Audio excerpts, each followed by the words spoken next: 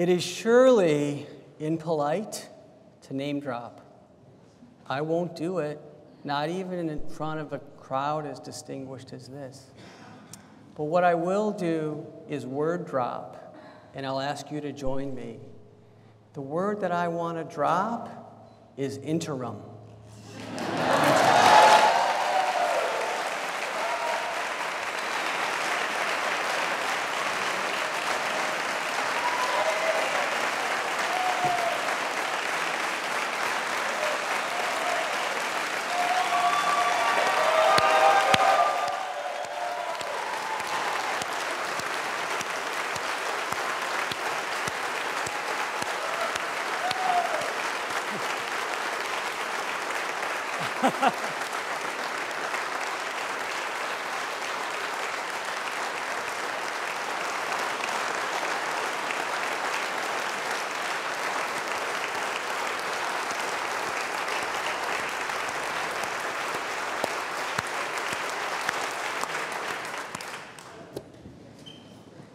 So here I go, the president of the University of Washington, Anna Marie Cauce.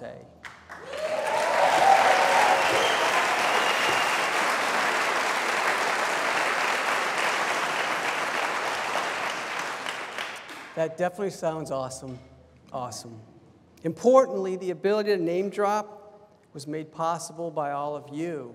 As a member of the Faculty Senate, as someone who works closely with the students, with the faculty, with the staff, with the administration, and with the community, it was absolutely awe-inspiring to see the great respect, the great admiration that's held for you, how trusted you are, and how appreciated you are.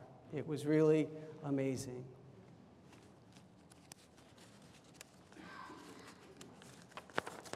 She was the clear choice to be our president. Thank you, Search Committee.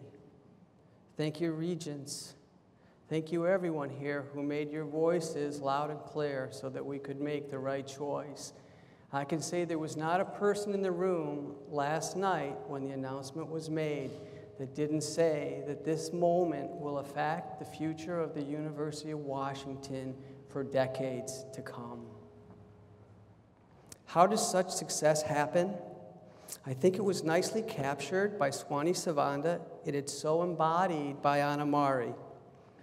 To put your heart, your mind, and your soul into your smallest acts, this is the secret of success.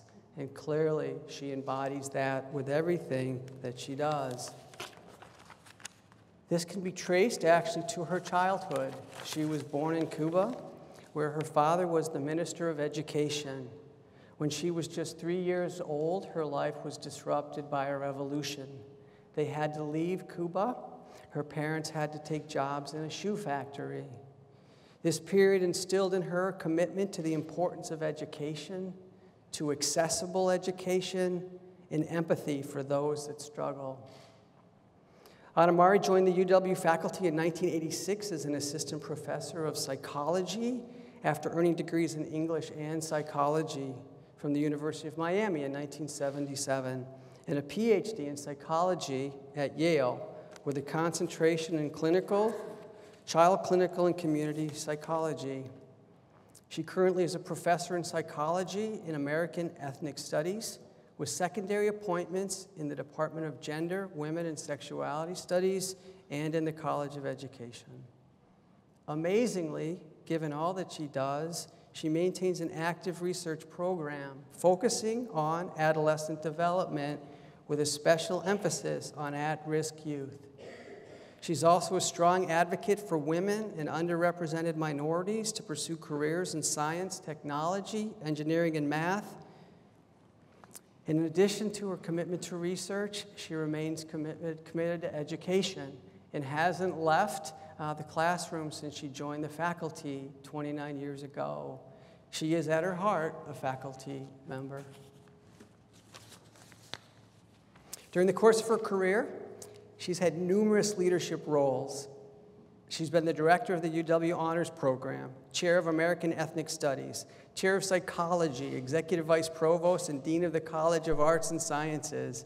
In 2011, she was named provost responsible for overseeing the education, research, and service mission of the university schools, colleges, and other academic units. For her teaching, scholarship, and advocacy, I'll just share a few of the awards she's received. It's really so impressive.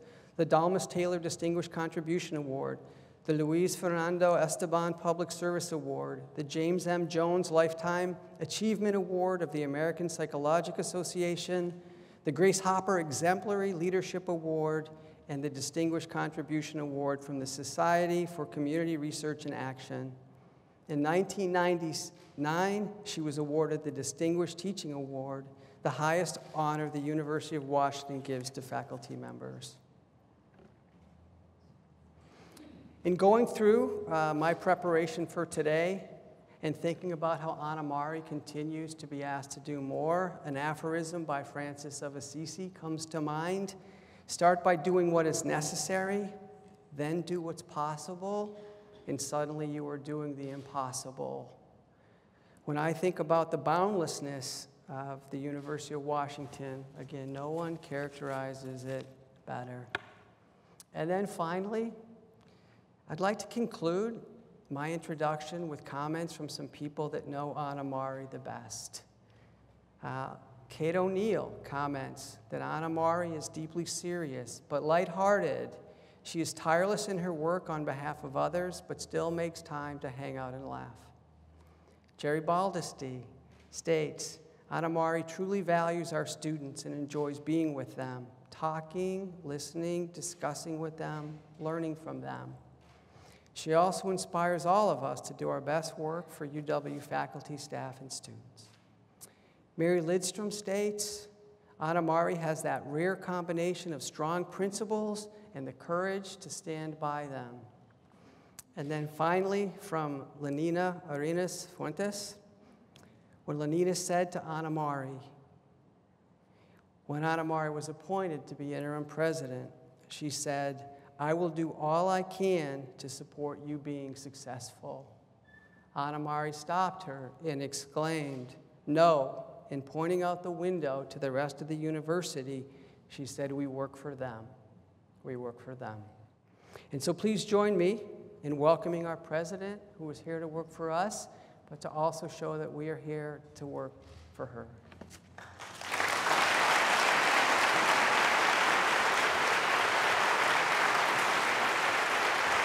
Congrats. You're welcome.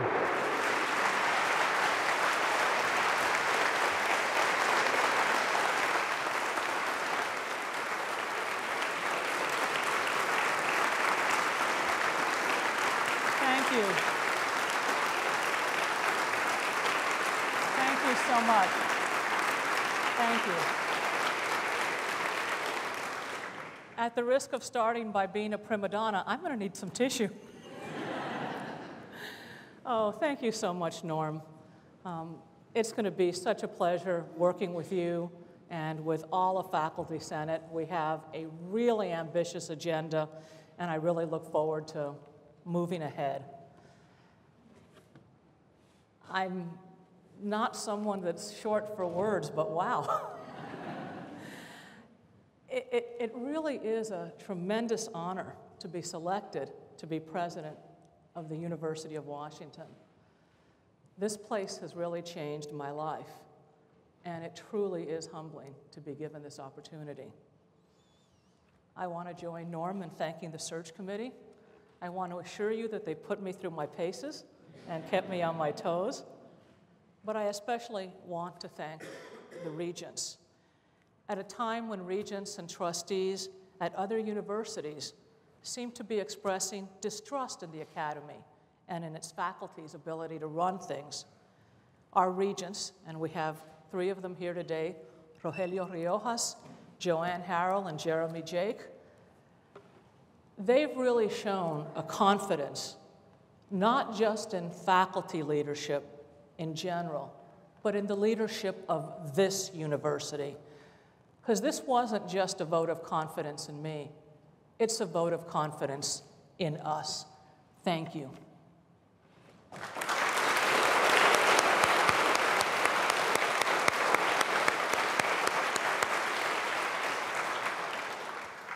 I heard today from my academic and in many ways my life mentor, Edmund Gordon, and he taught me the importance of what he called stepping up. Bill Gates Sr., who is here today, and whom I also consider a mentor, talks about showing up. And my mother, she always said, put one foot in front of the other, and before you know it, you've arrived. Although, come to think of it, she never told me where that was. And so I never envisioned that my path here at the university would lead me to this place. When I stood on Red Square and saw a mountain for the first time, it was about 30 years ago, this January, I would have never thought that I would be here.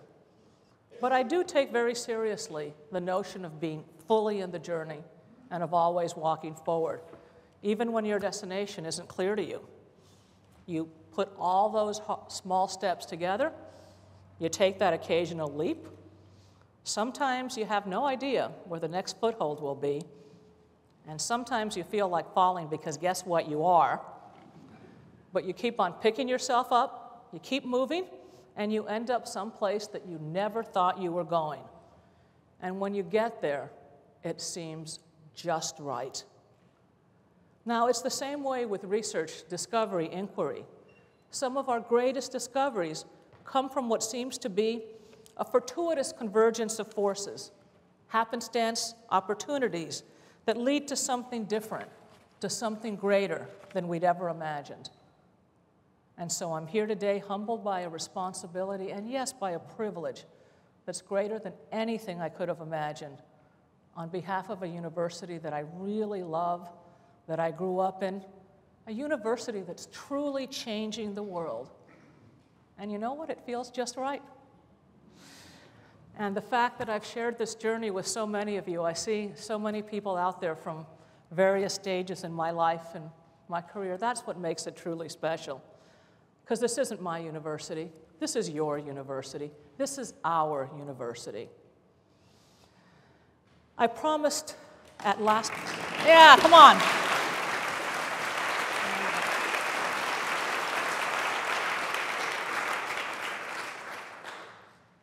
I promised last spring, I promised the Regents that we would not skip a beat during the presidential transition. And I hope we don't have one for a very long time. And you were the ones who delivered on that promise that I made.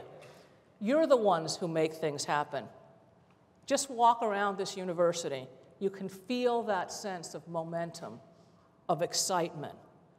We just welcomed to Seattle, Bothell, and Tacoma the largest first-year undergraduate class in the history of our university.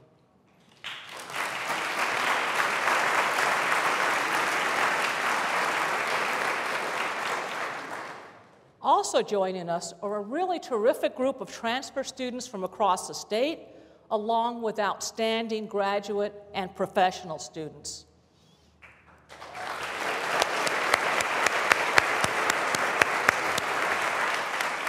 And these students are full of energy, of potential, of determination. They're innovators and volunteers, nerds with a proud N and geeks with a capital G, and if you see yourself in that, you're part of my tribe. Geek is the new chic.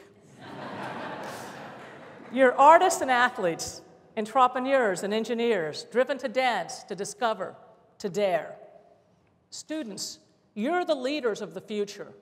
Your hopes, your dreams, your energy, what you learn here, the work you do here, will shape and create the future for all of us. And we're so thrilled that you chose this as your community.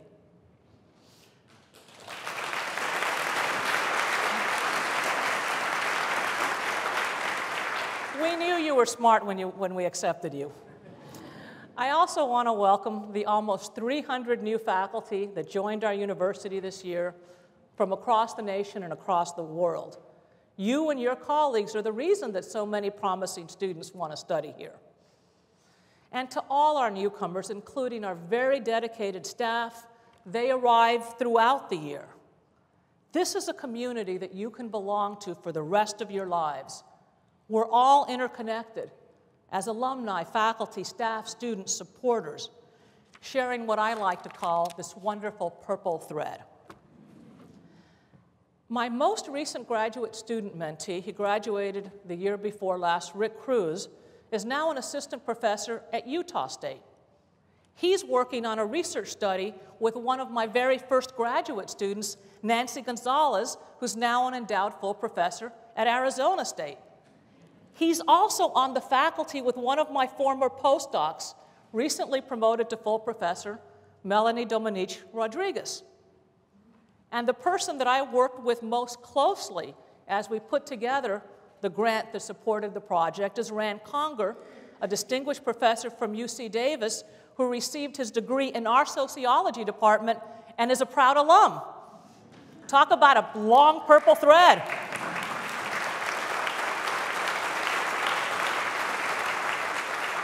You know, together this group and their students and colleagues, building on the education and the work they did right here, they're reshaping the way we do research intervention and mental health treatment with at-risk Latinos.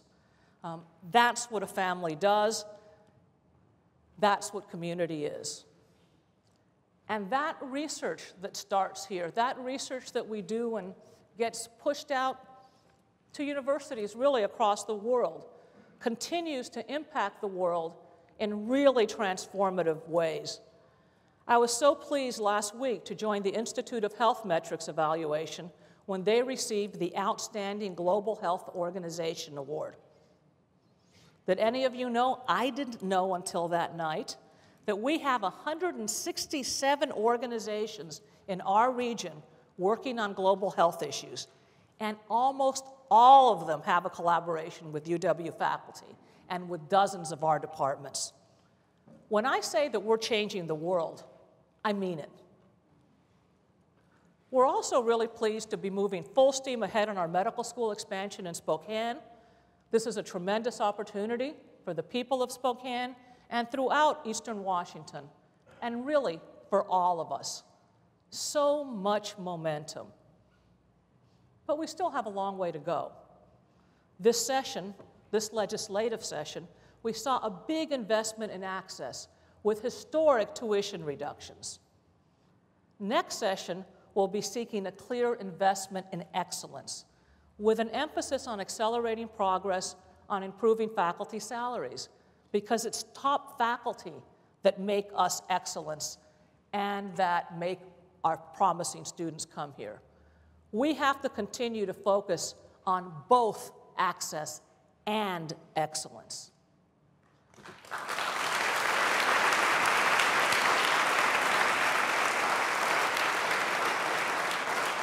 We don't want one at the expense of the other. Our philanthropic partners contribute so much to our momentum and impact. We have friends across the region. You may have heard the fabulous news coming from our School of Social Work. Steve and Connie Ballmer have committed a little over $30 million to the school in recent years, and earlier this month, they announced a really extraordinary investment in scholarships so that students could pursue a career in social work without incurring the kind of debt that's really out of proportion to the salaries in those fields. And generosity like this contributes directly to the excellence of our university. And we see that kind of donor support in areas, research and teaching in almost any discipline, Alzheimer's research, our spectacular arts and music programs, our outstanding human rights centers. Our friends are very important to us. And one of the most positive joys for me has been getting to know the individuals who care so deeply about our university, its ability to change and to save lives, to create a world of good. We've also planted a seed on innovation, and it's really sprouted.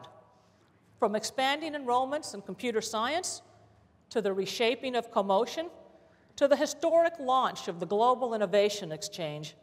And in just a few weeks, we're having an innovation summit in Shanghai.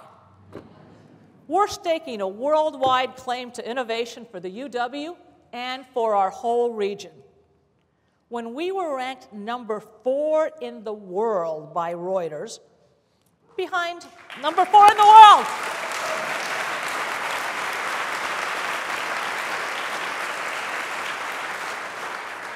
Behind a few little places like Stanford, Harvard, and MIT. You have to believe that the world, and I really do mean the world, is finally taken notice. The best kept secret of the Pacific Northwest, guess what, guys? It's out.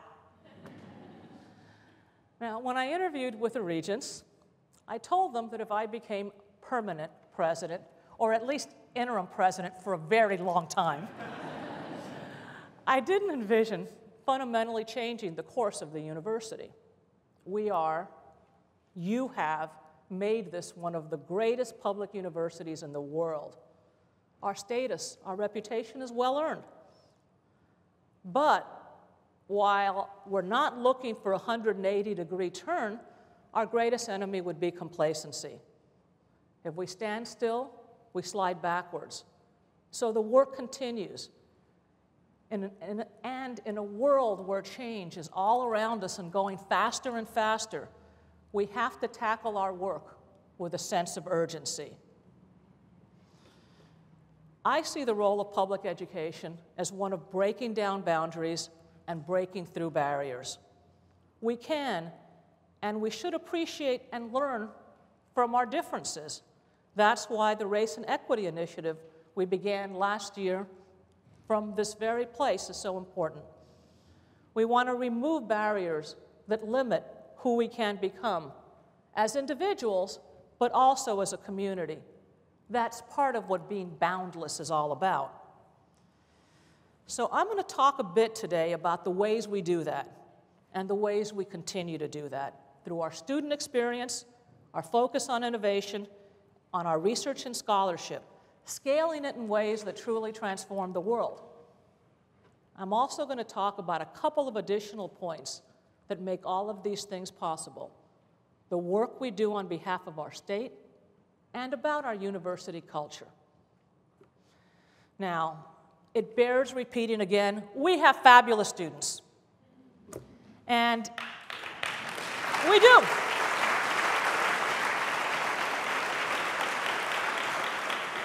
I mean, just look at our alumni and where they go. I'm going to give a shout out to Sheila Edwards-Lang, whom we launched onto a new path this spring. In case you didn't know, she's a UW alum, and she's now presiding over Seattle Central Community College, and I'm really looking forward to working with her as a peer. It's going to be fun. The University of Washington in Bothell, Tacoma, Seattle, or Spokane is really a place where students of modest means can, with your guidance, with your mentorship, become truly masters of the universe. And in a world where too many people close the door behind them when they achieve success, I'm proud that we have the kind of culture that instills in so many of our students a desire to help others follow in their footsteps. Students like Maylee Powell, a junior from Seattle. She lost her mother when she was in high school, and she credits the DREAM Project for helping her focus on her work through that loss, for helping her find her path. She became a volunteer for the DREAM Project and is now one of its leaders, helping other students find and follow their own paths. And that's really a perfect story of how public universities can break down the barriers that hold back far too many of our society's truly most promising young people. Our university really does combine access and excellence, two aspects of education that too often are portrayed as dichotomous choices. But it's a false dichotomy. That's why you're not going to hear me talking about chasing an extra 0.1 GPA or slightly higher test scores. You're not going to hear me talk about chasing ratings that give you points for selectivity. Selectivity means how many applicants we deny. And we already turn down too many. And turning down more will never be one of my pride points.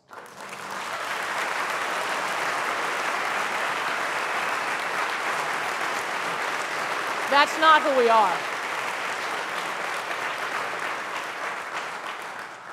We want to be a place, we are a place sought out by do-gooders, change makers, innovators. When students come here, they find a place where faculty are leading the way in breaking down boundaries between experiences inside and outside the classroom, in mentoring sessions with a professor or a TA, in a residence hall where she can go downstairs and work in a makerspace. And if you haven't seen the makerspaces in our residence hall, they are amazing. They can intern in a Seattle startup or engage in fabulous study abroad. And we're going to continue to invest in this, which we call the Husky experience, to support all that goes on in our classrooms, with a very strong focus on identifying and nurturing transferable skills that will enrich each student's success in their careers, but even more importantly, throughout their lives. This drive to break through barriers, to push the envelope, also applies to our research, to our scholarship, to our art, to our performance. Our faculty push boundaries of disciplines and discovery and create a place where all are encouraged to take risks, to explore, to go wherever their imaginations may lead them. Just this year, UW researchers linked 2 human brains over the internet. They used 3D printing to help surgeons fashion new ears for children where one is missing or underdeveloped. They tracked poached ivory in Africa. They rethought poetry for the digital age. And they mapped the history of American activism. Professors at UW-Bothell discovered a new geometrical pattern of irregular pentagons that could have applications for self-assembly machines. Researchers at UW-Tacoma developed an analytics tool that predicts with an over 80% accuracy the chance that a patient will be readmitted to a hospital within 30 days. Our work improving health here and around the world, whether it's using big data to portray the impacts of disease in developing nations or providing charitable care to the underserved right here in King County, our work transcends every boundary imaginable: cultural, economic, technological, geographical, even political. And it involves every single aspect of our university, from the Jackson to Evans schools, to public health, and of course to our School of Medicine and our hospitals. Our hospitals and the links between them, and by the way, we have 3, really shone through when they were coming at the aid of students after the Aurora Bridge tragedy. It took our Harborview Trauma Center, our School of Medicine Hospital, and the outpatient care at Northwest Hospital working together to ensure that they had the best possible care. Research universities like ours also break down boundaries between research and teaching. They're not mutually exclusive. They're not in opposition to each other, as some of our colleagues at other universities say, not that I'll mention any of them. At a university like ours, they're absolutely interdependent. Some of our very best teaching, some of my very best teaching, has happened when students stand shoulder to shoulder with faculty in the lab or in performance halls. That's also true for the boundaries between teaching and service, or between research and service. We've greatly expanded the number of service learning opportunities that we offer, so students can learn by doing. And some of our most important research focuses on assessing the effects of service and policy so they can be improved. Teaching, research, service. It's not always clear where one begins and the other ends. It's truly a virtuous cycle. And all of this takes place in an environment dedicated to innovation in the most inclusive sense, inspired by this region we call home. We talk a lot about innovations coming from wedding science and technology, mobile medicine. Let me see. No, I don't have tuberculosis. Good thing. Or you can censor your households to control your energy consumption. We call this innovation the innovation imperative, and we've taken big steps forward, creating commotion, securing a down payment on the expansion of computer science and engineering, and bringing university innovators together, whether in a hacker house, in the U District, or in Shanghai. But innovation isn't just found in the STEM disciplines. A couple of years ago, we launched a musical theater program drawing together our world-class dance, drama, and music programs. And that's innovation, too. It's in every discipline, from medieval history to global health. Every new idea is an innovation, and we want those innovations to have impact, to make a difference in the world. And so we're going to continue our work with nonprofit, state, and corporate partners to build this innovation ecosystem so that the next generation of innovators, they'll come and they'll sustain it for the future. Now, I know how important the work on all our campuses and across the state is. I have a feeling that you know it too. But one of the things I've learned during this interim period is that there's some people, even in our own state, who don't understand how the work we do here every day makes our state and world better. That the surgery that saved their daughter's life might have been first introduced or even conducted by a UW-trained physician. Many people don't know that we give degrees to more Washington undergraduates than all the other Washington universities combined.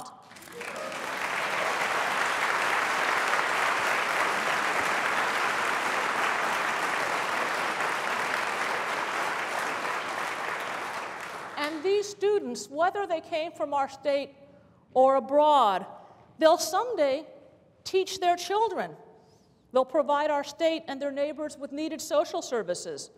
They'll be the leaders and the workforce for our large businesses like Microsoft, Boeing, Starbucks, and Amazon, but also to a whole range of smaller startups that rely on them to make this a thriving and creative region.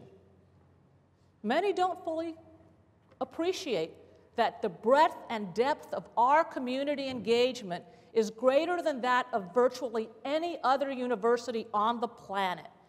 We do millions of dollars in charitable care. We have students deeply engaged in service in all parts of our state.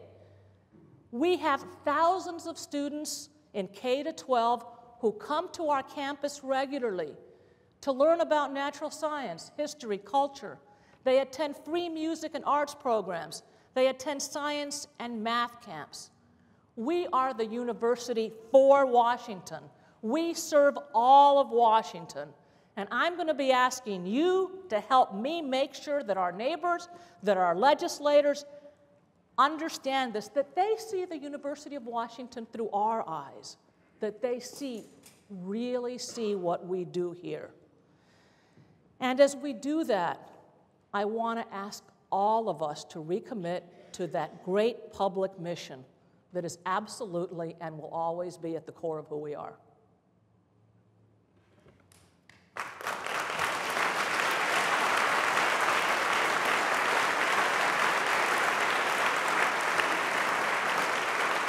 That applause is for us.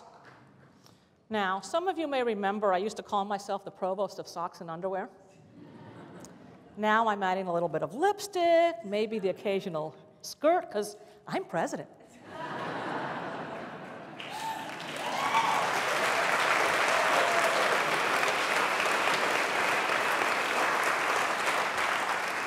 But you also know that my focus is actually not so much on style. All my taste is in my mouth. But I like to focus on actually getting things done. So over the summer, Provost Jerry Baldesty, who I thought was going to buy a few new ties. Jerry, come on. Provost Baldesty and his team began working on what we're calling transforming administration. Administrative units, or what I prefer to call them because it's what they really are, academic support units, mine included, exist to serve our academic and research units, to support the work of our faculty and our students. Our redeployment of administrative resources, for example, to support childcare, and the significant work that we're doing on upgrading our payroll systems are just a couple of examples of how we're transforming to better serve you. Jerry and the team leading this project have identified several dozen projects to gain efficiencies, to improve our operations, and to redeploy resources to their highest use on behalf of the academic mission. Our work is to facilitate your work, and we can and we will do better.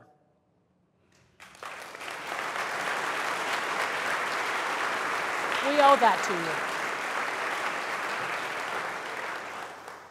So I'd like to conclude today's remarks where I started, with us as a community and that boundless purple thread.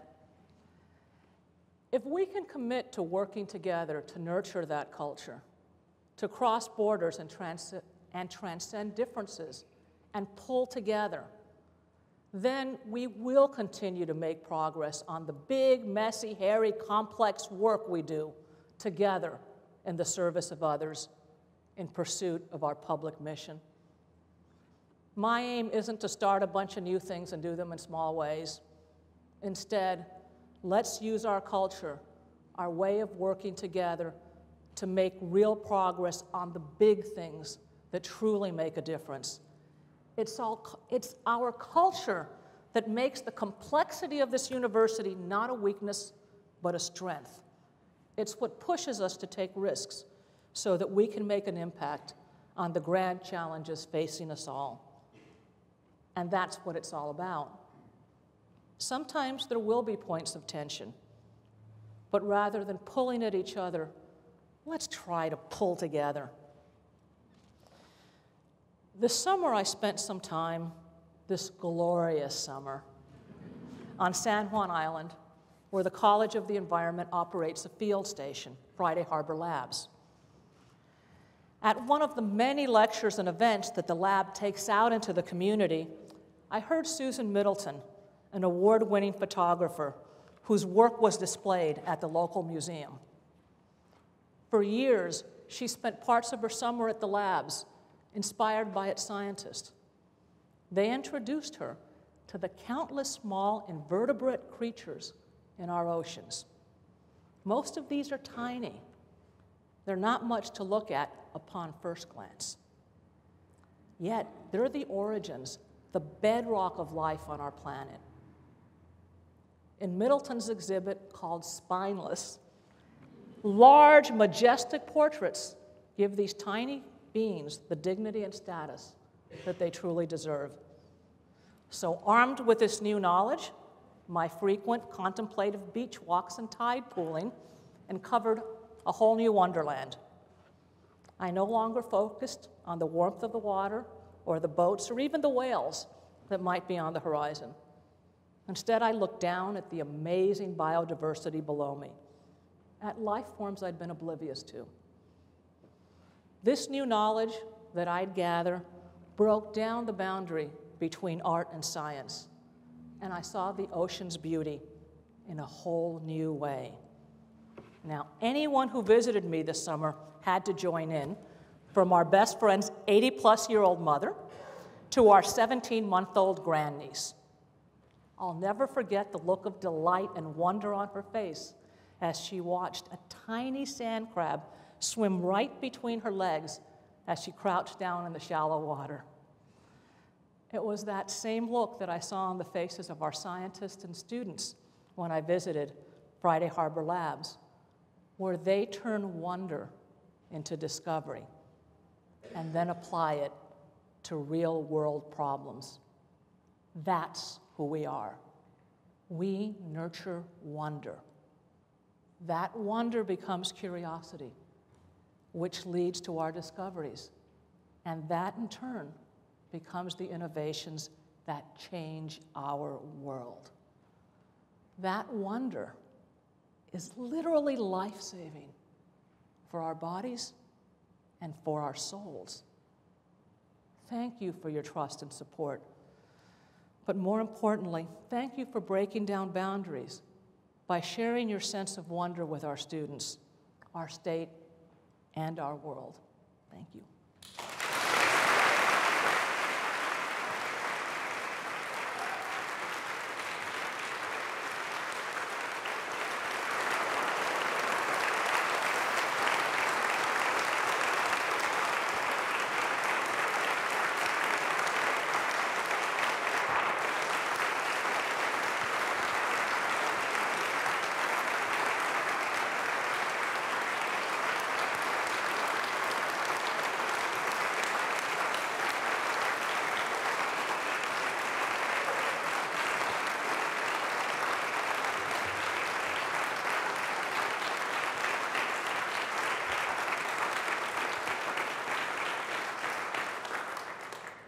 Thank you so much. I got a few questions that came in over the internet, but first let me take some questions from the floor.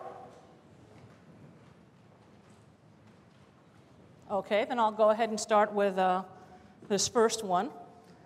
The tuition reduction was great for Washington undergrads. What do you think the chances are of that happening again? Or of a tuition cut for graduate students or out-of-state students? All right, well, good question. As I said in my talk, I am really proud that our state stepped up to these tuition reductions, that they really focused on higher education. My focus is on access. Tuition reductions really helped our middle-class students, absolutely no doubt. But as I said earlier, when I go back to the legislative session next time, I'm going to focus on excellence. Our faculty salaries are too far behind for us to feel confident that we can keep our best faculty here. Then, the following session, we can go to access again. And yes, I think it's very important. One thing that's really nice about having undergraduates come out with less debt is then they can go to graduate school with less debt dragging behind them. But yes, do we have some work to do in some of our graduate programs to bring down tuition? Absolutely. And would it be nice to bring down tuition, particularly for out-of-state students that are of low socioeconomic background? Absolutely. But I'm just going to be honest with you. Next session, I'm focusing on excellence. Then we'll get back to access. I'm not going to lie to you.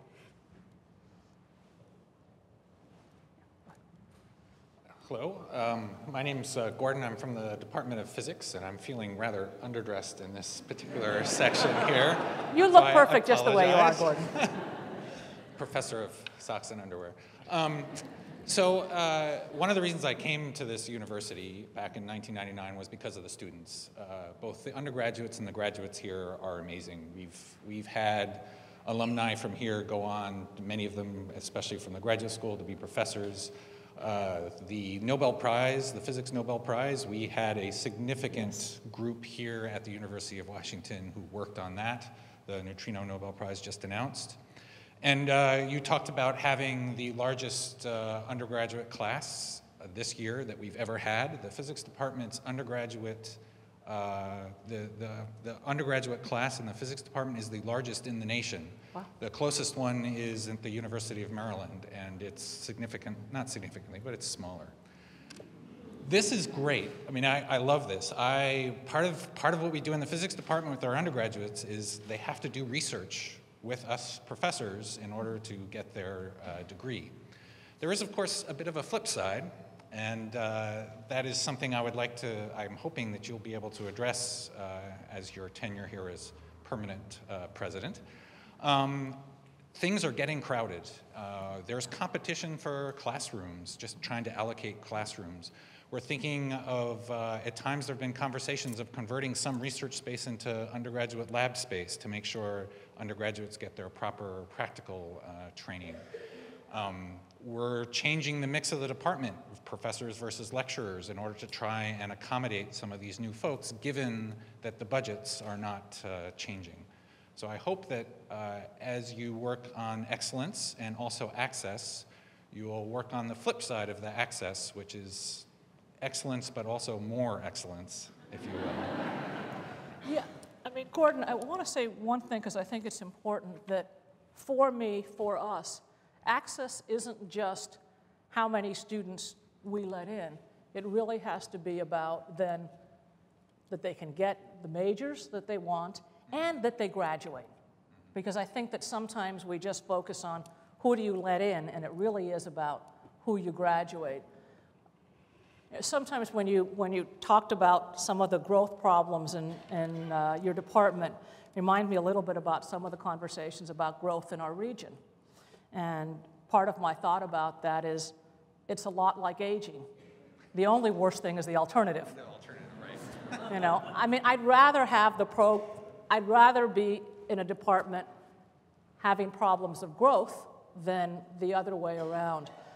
Part of the Transforming Administration Initiative, part of the Husky Experience Initiative that Provost Baldesty is leading up is about classroom efficiencies.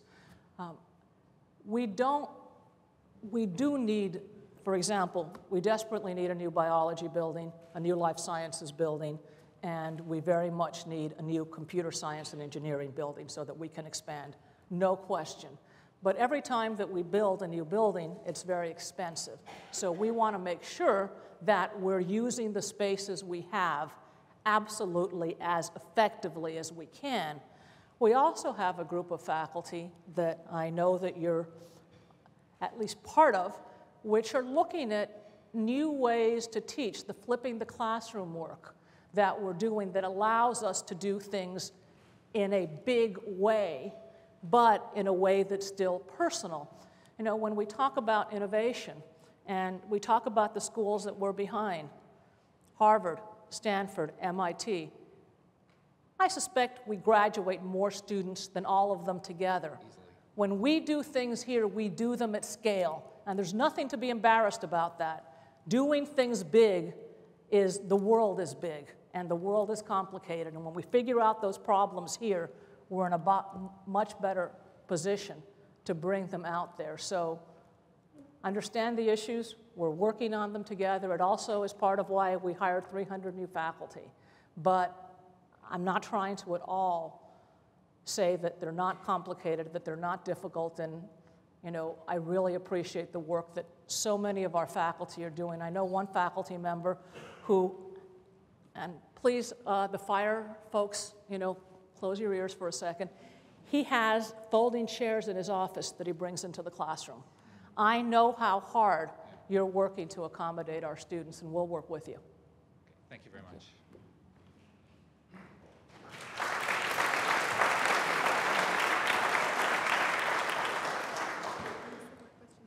Okay. No. Alexis? Hi. Alexis Harrison, Sociology. You've expressed some concerns around faculty unionization, and I just wondered if you could talk a little bit about what those concerns are. Okay. I got asked that question this morning at KUOW, and it was kind of unexpected, so it's a little bit more expected now. I want to start off by making absolutely clear that I am very pro-labor and pro-union. I got my first union card when I was 16. I was a clerk in a supermarket, and I know that the conditions there around breaks, et cetera, had everything to do with the union. Some of you know that next to my spouse, the person I love and admire most in the world is my brother, and he was a labor union organizer. On this campus, we have about 16,000 employees that are represented by about 11 unions. And I have every desire to continue to work with them well, in fact, to work with them better. and we've been talking about some ways of doing that. There is no question that I am pro-labor and pro-union. I just happen to think that faculty are slightly different than employees. You know, I talked about our culture. It's interesting that some of the same faculty who have been talking for years about how faculty are different are now talking about basically making faculty into employees and making me into administration. As you know, I teach, I do research, I came up with the ranks. I'm not them, I'm us. And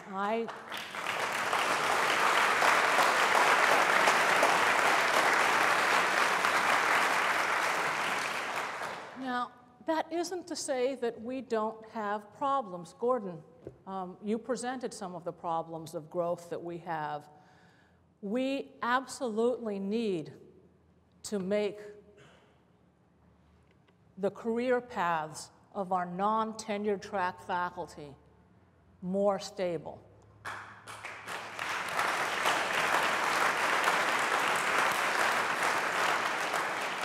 I believe that the working conditions of our faculty, all our faculty, are the learning conditions of our students.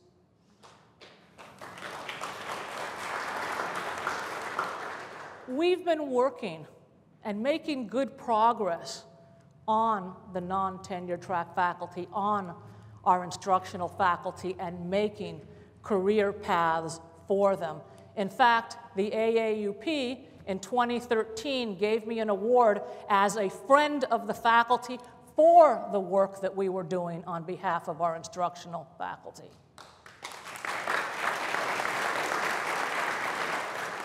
That work needs to continue.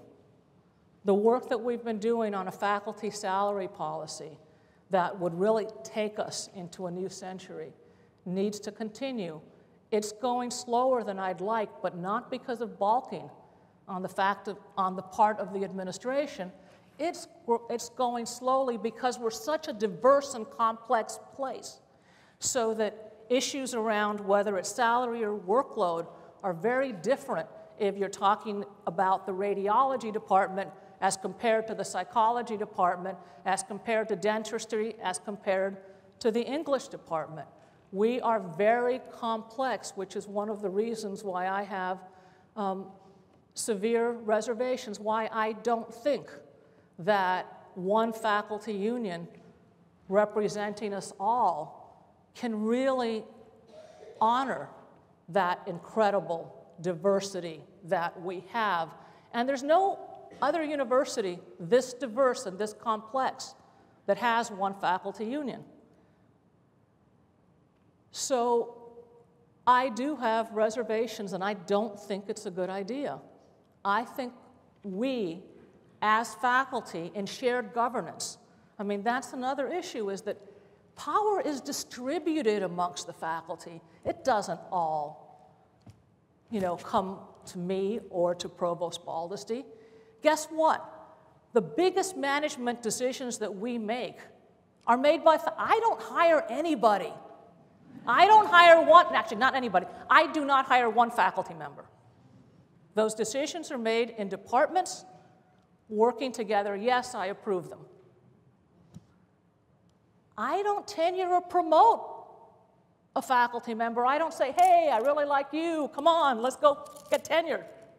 It doesn't work that way. Power is distributed. In fact, just to show you that, it's not just an anti-union thing, one of the strongest pro-union advocates for adjunct faculty in the community colleges has been working very hard to make sure that we don't have just one union for tenure track faculty and non-tenured track faculty, because he doesn't think that that can work together. I believe with all my heart, and I think if you look at the progress that's been made working together in shared governance over the last 5 years. We won an award, by the way, for having one of the most transparent tenure policies in the country. That was work that we did together in Faculty Senate. And when we do it in Faculty Senate, it's not just that we do it together, we do it openly. Our meetings are open. Anyone can come. There are, you can put in cameras if you want, rather than, quite frankly, unions do them behind closed doors. That's just the way it works. So, in a nutshell, sorry, I get passionate about it because I do think it's about our culture. It's about having our culture of working together, moving together without a third party in the middle of it. So.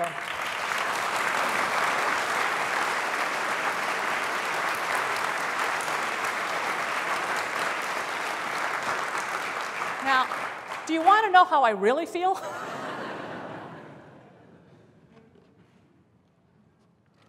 Okay, let me take a question from Tacoma. Tyler Ledger and Christine Della Vecchia ask, Tacoma is in the midst of rapid growth. Where are some of the future goals you have set out for UW in general and growth of UW Tacoma? As I think that most of the people in this room know, and most of the people at UW Tacoma and Bothell, that Tacoma and Bothell were really our growth campuses. We have been growing at the edges here on the Seattle campus, but we're pretty much built up. But the state needs us to educate more students because we want a much larger proportion of students in our states getting 4-year degrees. And Bothell and Tacoma have both been doing an incredible job in that respect. Some of you here may not know, but Bothell is now larger than Evergreen State. It isn't a twiglet anymore. It's not a branch, it has a trunk.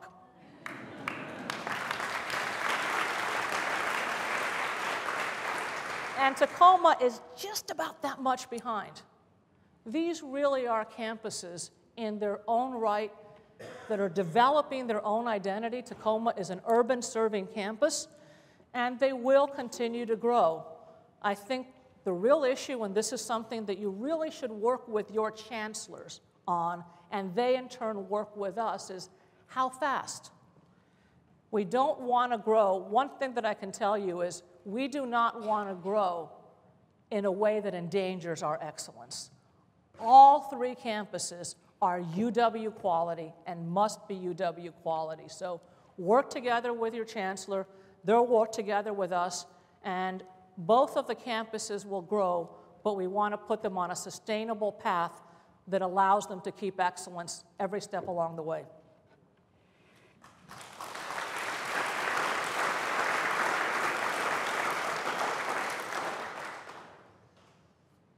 Okay, yeah, don't be scared. President Anna Marie, one of our own, congratulations that you have been very famous in China because the WeChat, the students have been posting your photos and saying what this new president, the first female president, the first Cuba American president will bring us and will our international student tuition fee reduce a little bit or not?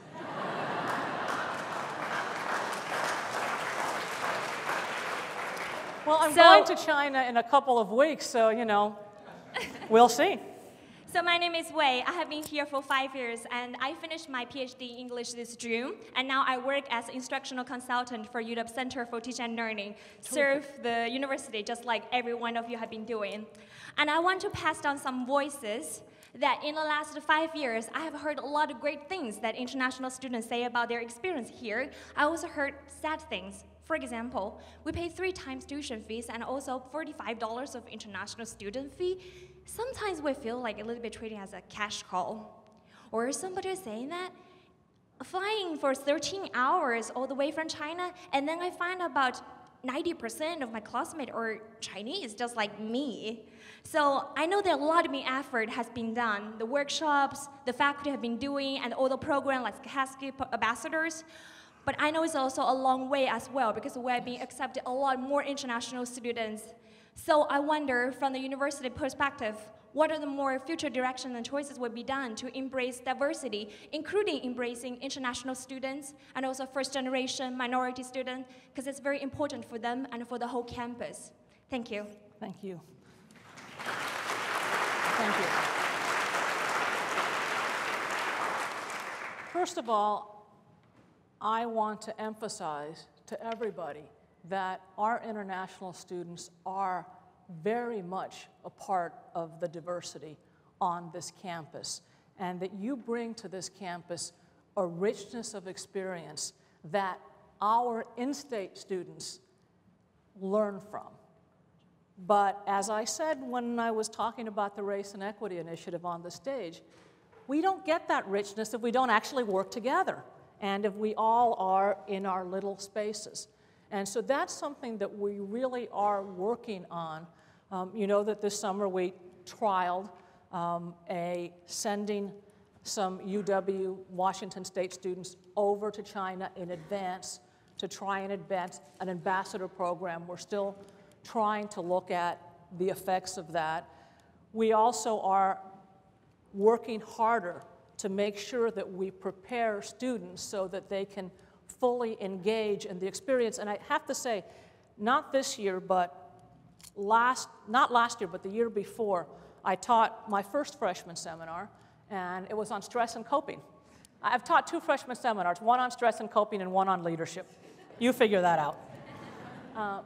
And because I taught it at 8 in the morning, 8:30 maybe in the morning on Monday, because I wanted to have my teaching experience before the rest of the week kind of, wore at me. And so, no surprise, well, it was a surprise, but afterwards I realized I got a lot of international students, a lot of them Chinese.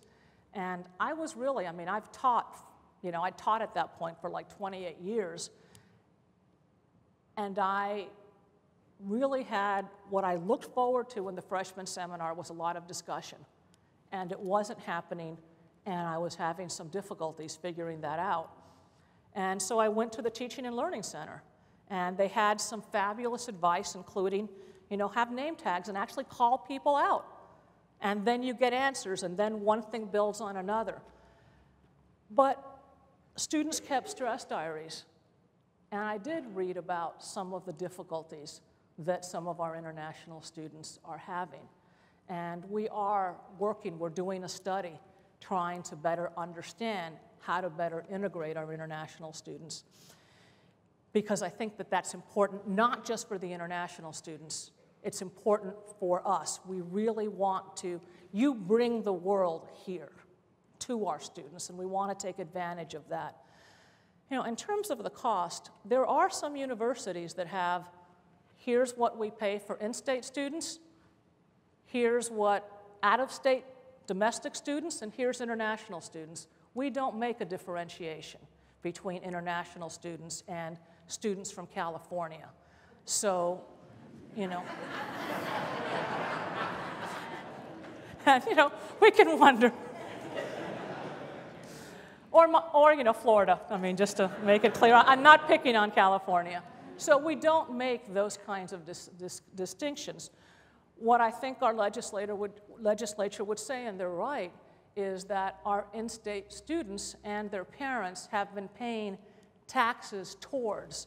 So that's the reason why it is less expensive for in-state students. But I can tell you that we are concerned about, and this year you did not see as rapid a rise in the tuition of out-of-state and international students as you've seen, because we don't want to price ourselves out. And we also are talking, one of the things that I will be talking about when I go to China in a few weeks is how do we develop a system to have some scholarships so that our international students and actually our out-of-state students that are of lower means can come here too. So you bring up some real legitimate concerns. I don't have a here's the answer, but we're working on it together. Thank you. Thank you very much. And if you're interested in reading the 270 page of how do Chinese undergraduate students academic socialization in the U.S. do, that's my dissertation. I will send you a copy. Thanks, everyone. Send it. See?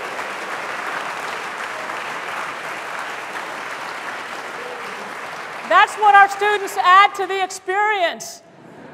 And you know, I've got a long plane ride to China. Make sure I have that dissertation before it. I'm getting the... Okay, let's go eat. Reception at the hub.